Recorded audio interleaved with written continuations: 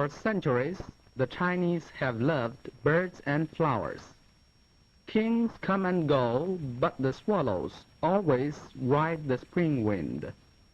Professor Zhang specializes in painting birds and flowers.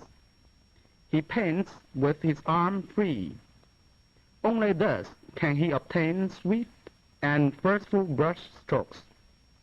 Only thus can he preserve a beauty of momentum in his work. Through physical freedom, the mental freedom materializes. As an appetizer before the main course, Professor Zhang lets loose his brush to bring out 2 baby chickens within half a minute. This film is taken in actual speed.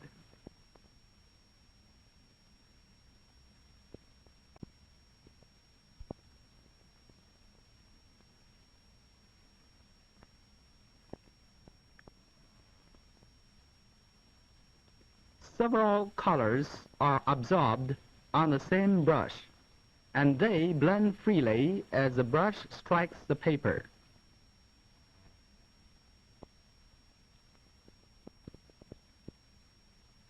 Somehow, the Chinese painter breaks the emptiness of a white paper with the same effect as a singer breaks the silence with a song. No singer tries to correct the words already flown into the air. No Chinese painter attempts to retrace a stroke already laid clearly on the paper. As a matter of fact, one of the qualities that Chinese painters cherish is yun, or rhythm. There is rhythm in placing the thick part and the thin part naturally.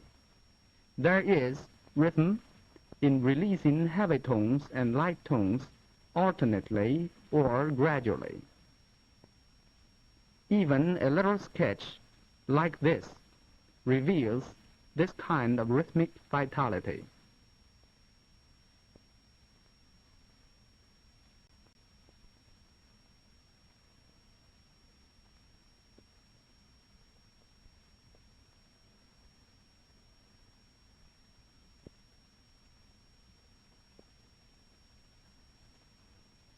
Now, Professor Zhang starts on this second demonstration, or the main course.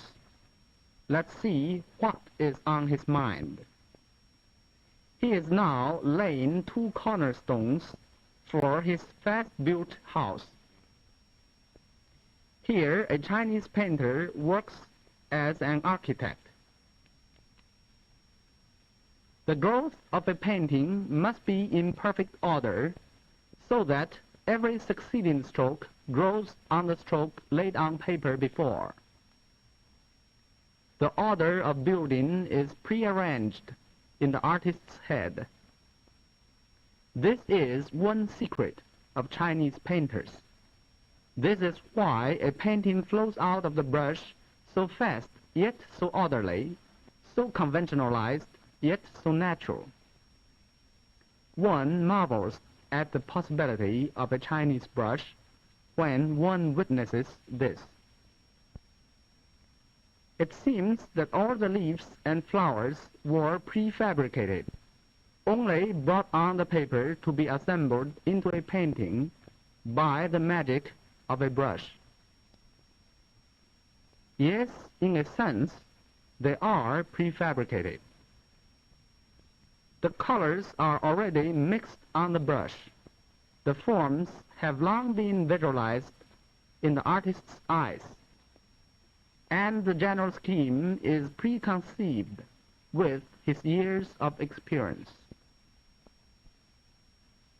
And what more, when a brush is tamed, it can really play merrily on paper to the artist's heart's content. For with the taming of the brush, the main part of the artist's technical training goes. No wonder Chinese usually refer to someone's painting as someone's brushwork. While the brush tip defines the shapes, the artist's wrist gives the substance, and the artist's arm commands the movement. These branches show clearly the subtle combination of the three elements at work.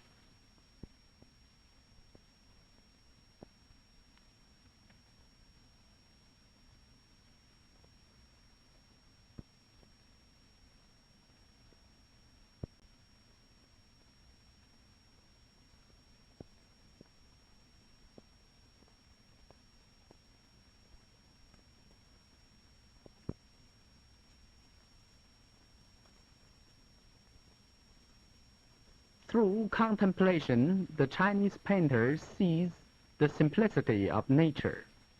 Look at this simplified yet enlivened little bird.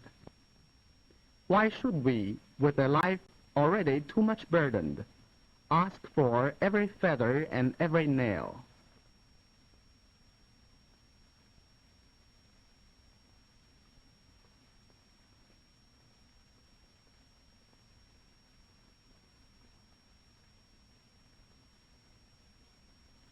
Chinese painting has the combined quality of a preliminary sketch and a finished painting. Many people enjoy the spontaneity of a sketch, while many others prefer the fineness of a completed work. With happy brushwork, a Chinese painting usually captures both qualities.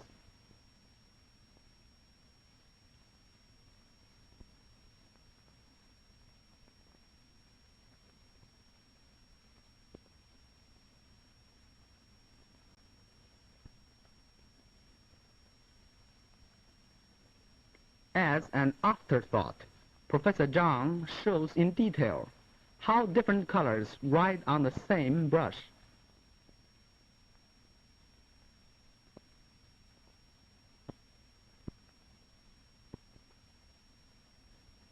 And what is more, he shows us how the riders arrive at their destination and work with each other in harmony.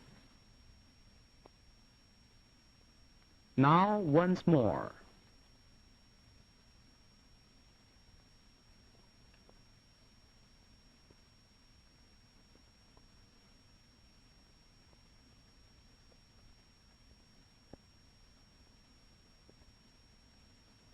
A few main lines guide the whole complicated painting, as Professor Zhang indicates. The fancy coat of a peacock has appealed to Chinese artists for centuries, and Professor Zhang is no exception. Swallows amid willow boughs is another favorite subject of Chinese painters. This painting is particularly interesting in its beauty of momentum. The downward movement of the swallows is beautifully balanced by the upward movement of the wind, as shown by the waving willow boughs.